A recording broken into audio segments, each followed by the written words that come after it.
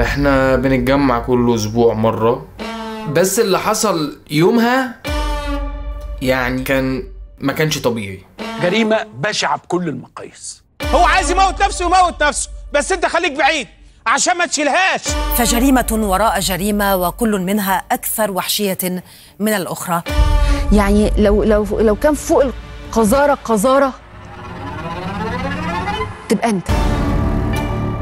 شلة صحاب عبارة عن 4 بنلعب على طول بلاي ستيشن. والله احنا بنلعب جان جيم. يعني جان جيم دي يعني عشان الناس اللي ما تعرفهاش، بننزل في منطقة كل واحد معاه ما يكفيه لحماية نفسه، وبتقتلوا في بعض. تبتدي بمسدس اللي هو الطبنجة 9 مللي، تعلى شوية رشاش في بازوكا، لحد ما ترجع للبدائية تاني اللي هي ايدك. يجي واحد وسخ بيقوم مديك سكينة ومرجعك الليفل اللي تحت يعني او اللي قبله. السكينة بتموتك خارجيا وداخليا وبتنزل لك السكور وبتموتك. طب ليه؟ ليه؟ ما تستخدم السلاح اللي معاك.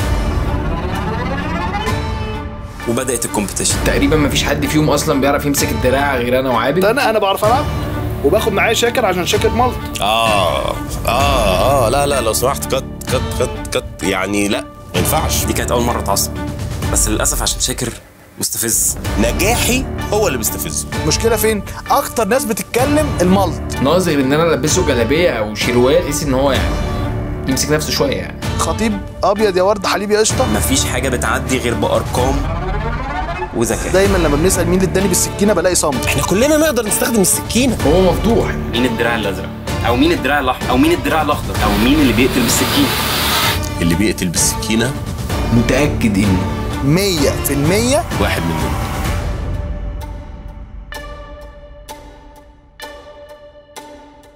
أنا لحد دلوقتي في صدمة كبيرة جدا، ويمكن الموضوع احنا طول عمرنا صحاب كويسين قوي وحلوين قوي ومحترمين قوي لحد اللحظة دي ما بقيناش صحاب. احنا عشان عندنا روح رياضية وهدوء تام في اللعب. في حالة كده من قلة التربية. انا عندي روح رياضية. انا قلت ما اشتموش بامه، شتمته بخالته. تمام؟ قلت له احنا كنا فين ان يجي وهو 40 بوينتس يقتلني يرجعني على 10 بوينتس تاني، والتاني 190. عايزين نسأله هذه الأسئلة ونعرف منه ليه بيعمل كده. ليه يعني؟ ليه يحصل كل ده؟ ليه يعني؟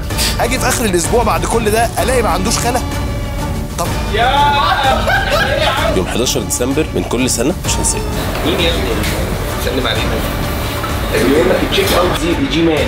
دي جي مان. هو من ناحيتين يا كلاب، من ناحيتين. مش عايزين نلعب تاني. لانهم بيبوظوا اللعب. هات كمان. اللي بيبوظ اللعب بجد اللي بيقتل بالسكين. مين اللي قتله بأم السكينة؟